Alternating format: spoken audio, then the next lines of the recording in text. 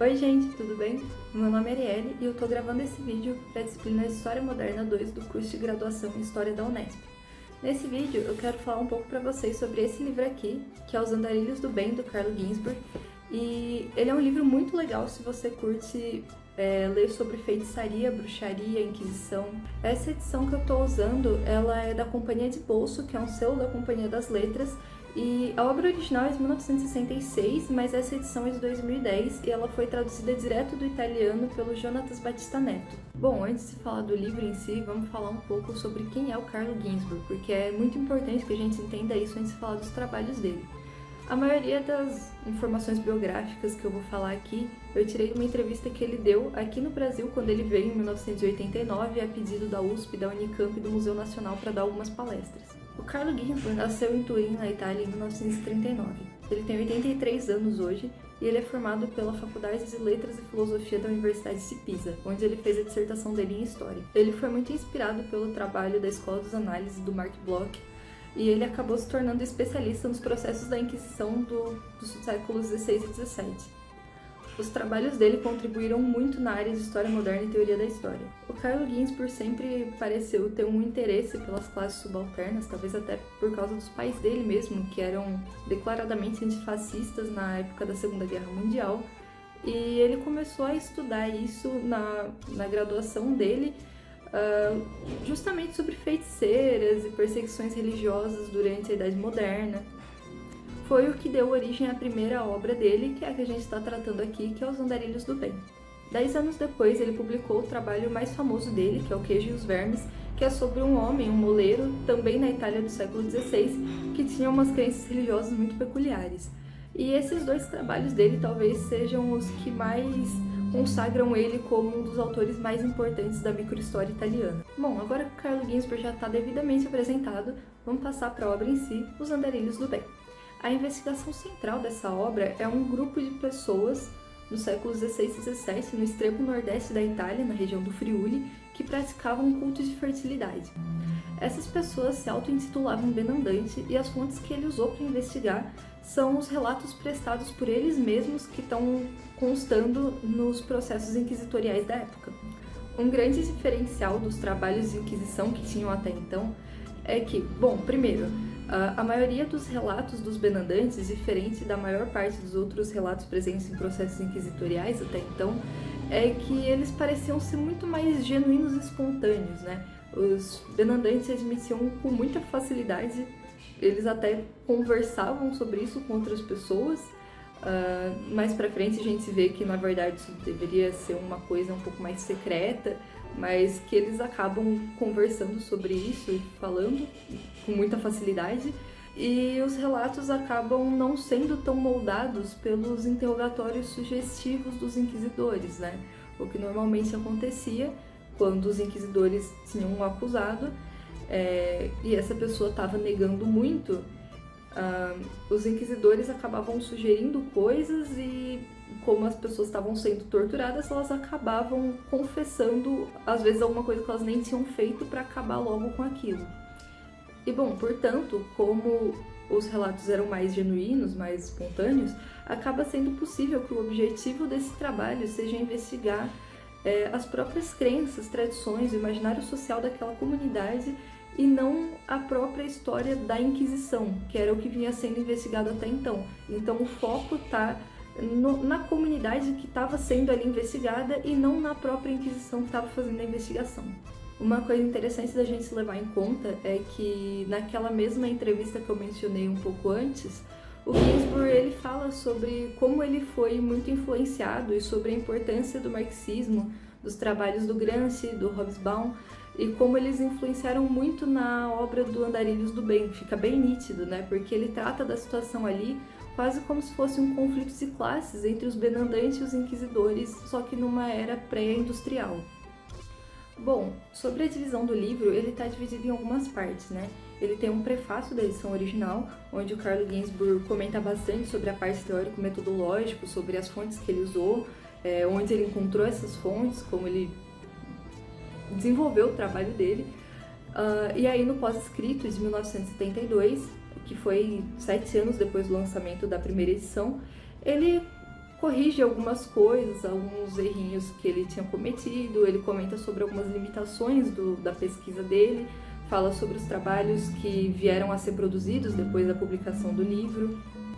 Agora, a obra em si tem 4 capítulos. O primeiro chama Batalhas Noturnas, o segundo, A Procissão dos Mortos, o terceiro, Os Benandantes entre os Inquisidores e as Bruxas, e o quarto capítulo, Os Benandantes no Sabá.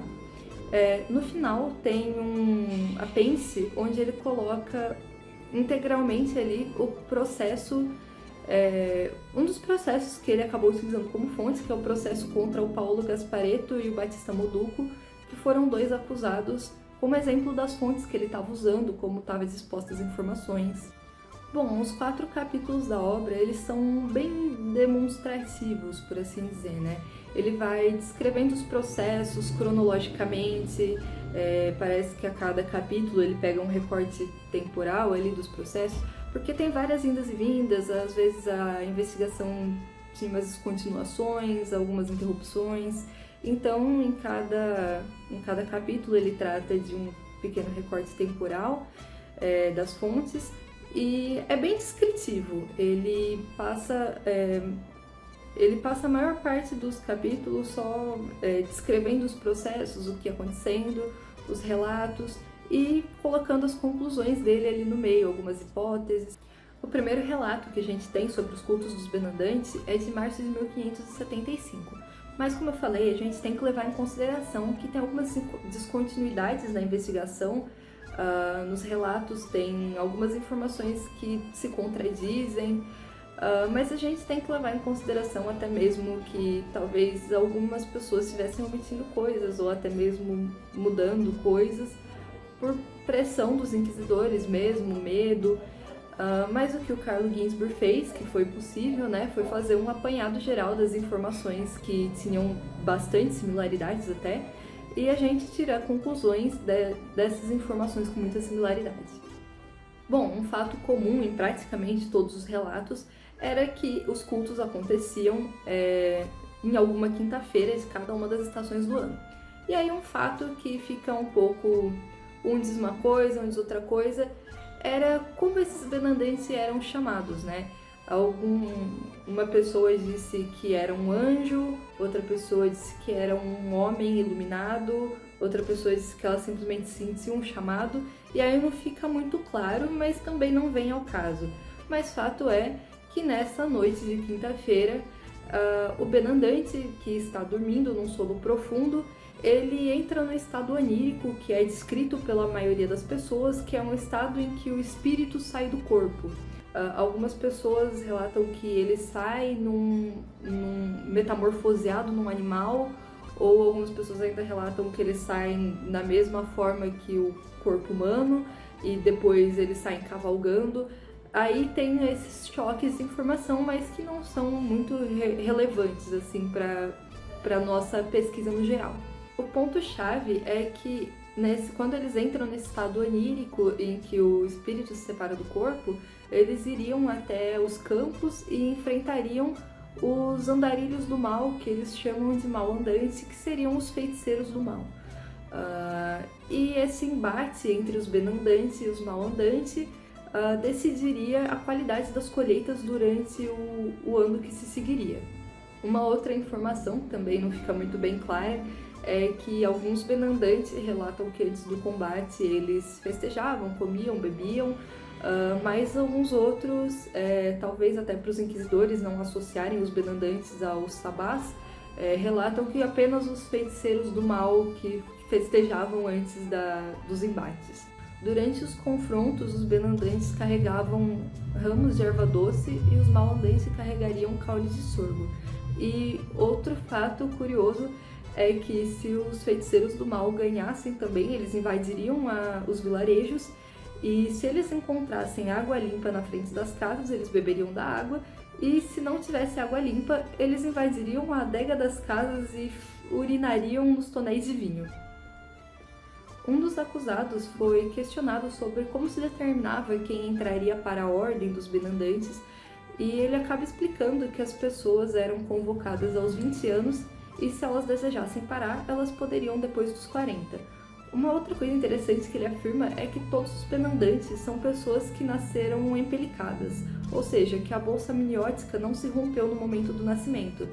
Isso a gente vê em várias partes ali daquela região da Europa como um sinal, tradicionalmente um sinal de boa sorte. Durante algum tempo, esses relatos foram considerados como um tipo de brincadeira até, às vezes até pelos próprios inquisidores ali, o que foi isso que fez, né, na verdade, a investigação ser descontinuada algumas vezes, eles não levaram muito a sério, e aí quando eles retomaram, algumas pessoas acabaram sendo condenadas, encarceradas, pela similaridade desses relatos com os sabás diabólicos. Mas também é possível a gente analisar que esses cultos de fertilidade que são relatados pelos benandantes, eles são uma convergência de várias crenças que circulavam naquela região, né? Então, eles tinham até algumas similaridades com o sabá, mas eles também têm vários pontos diferentes. Por exemplo, na reunião dos benandantes não tinha referência alguma à rejeição da fé cristã, por exemplo. Então, eles nunca rejeitaram o cristianismo, muito pelo contrário, às vezes alguns acusados até diziam que estavam fazendo isso pela vontade de Deus ou porque o anjo chamou. E, na verdade, eles diziam combater justamente as bruxas que faziam o mal. E sobre a ocorrência das cerimônias, apesar de ser um fato comum que todas elas aconteciam num estado onírico, de espírito fora do corpo, nenhum benandante duvidou que ela realmente tivesse acontecido. E ainda nessa questão da ocorrência das cerimônias, o Carlo Ginzburg levanta algumas hipóteses, né, sobre os benandantes estarem sob algum efeito de unguento alucinógeno ou eles terem alguma doença delirante, mas não parece ser o caso e nem vem ao caso, né, porque são relatos muito específicos contados por pessoas que não tinham necessariamente uma ligação entre si.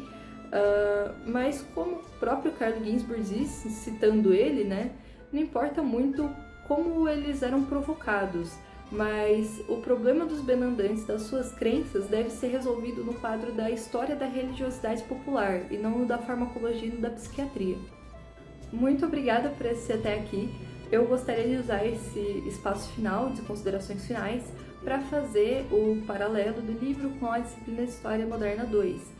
Bom, primeiramente eu queria dizer que eu gostaria de ter talvez feito um vídeo bem mais longo, bem mais detalhado, só que como a gente tem o tempo limitado e o livro ele é muito complexo, ele é cheio de nuances, de vai e volta, né?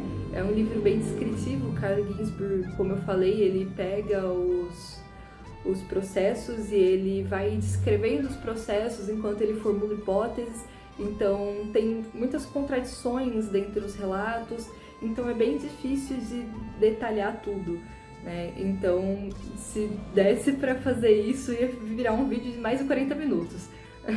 Em segundo lugar, sobre a relação propriamente do livro com a disciplina de História Moderna 2, eu gostaria de dizer que eu não consegui fazer muito essa ponte, talvez pelos textos que eu escolhi para fazer fichamento, né, não tinha muita relação, mas também porque não foi muito falado em aula, acho que também não teve muito tempo, mas o livro foi excepcional, foi uma experiência muito boa, eu adorei ter lido ele, ter escolhido esse livro, e eu recomendo ele genuinamente para qualquer pessoa que goste do tema de Inquisição, caça às bruxas, mesmo que não seja da academia. Eu acho que é um livro ótimo para quem gosta do assunto.